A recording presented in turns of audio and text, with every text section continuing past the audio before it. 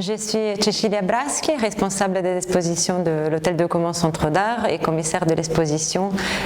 Yves Klein Intime, présentée donc à l'Hôtel de Caumont à Aix-en-Provence jusqu'au 26 mars. Le sujet de cette exposition est une proposition des archives Yves Klein avec qui on a organisé ce projet, qu'on a essayé de décliner à travers un certain nombre de thèmes. Donc il s'agit d'explorer par exemple sa relation avec la spiritualité, sa dévotion ou spiritualité qui a fait beaucoup discuter la critique d'ailleurs,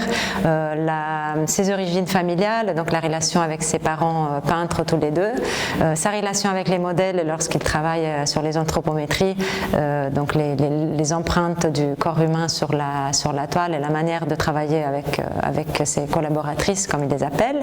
sa façon d'entrer en dialogue avec ses amis artistes, donc de travailler ensemble et de se confronter, de contaminer parfois son œuvre avec l'œuvre d'autres artistes très différents de lui, alors que tout en gardant son œuvre extrêmement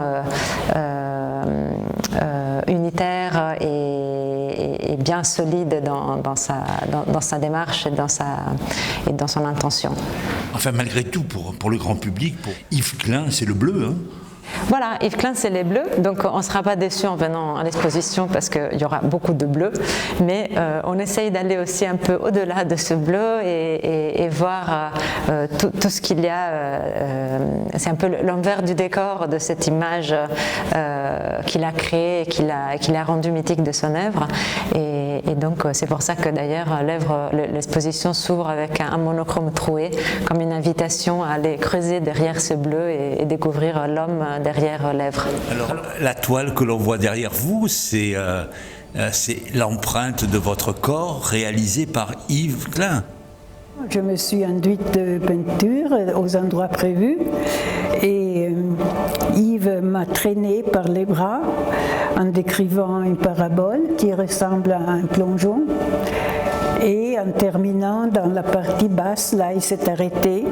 et moi j'ai pu me lever et sortir de la toile. Et alors, quelle a été votre impression lorsque vous avez vu le résultat?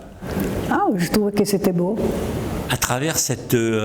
exposition ici à l'Hôtel de Caumont, est-ce que finalement vous retrouvez un petit peu l'Yves Klein que vous avez connu, l'intime d'Yves Klein tel que vous l'avez vécu? Je trouve que cette exposition est très réussie et qu'elle est faite avec beaucoup d'amour pour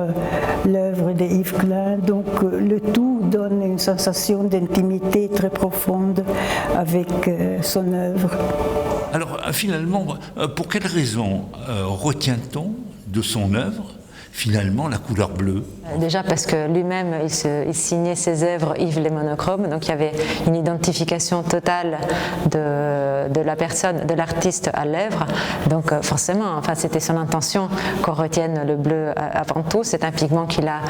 lui-même inventé et enregistré,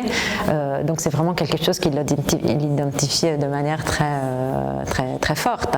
et qui est quand même en cohérence avec les œuvres très différentes qu'il a réalisées tout autour, que ce soit les empreintes toujours réalisées avec de la peinture bleue, mais aussi rose et dorée, c'est les trois couleurs chères à l'artiste, et même la peinture de feu qui, selon l'idée de l'artiste, contient la flamme contient en soi d'ailleurs ces trois couleurs, donc on y retrouve aussi les bleus malgré tout. Donc effectivement, oui, le bleu est un peu le fil rouge de toute sa création. Est-ce qu'il y a, à travers son œuvre, à travers sa personnalité, une influence méditerranéenne? Alors c'est ce qu'il dit souvent, que le bleu de cette peinture c'est le bleu du ciel de Nice, ou alors que les peintures de feu recherchent la couleur de la peau telle qu'elle est sur la peau bronzée sur la plage de Nice. Donc évidemment il y a un lien très fort avec cette ville, et d'ailleurs je pense que c'est un artiste qui est très aimé par les Niçois et que les Niçois s'approprient vraiment comme un artiste local.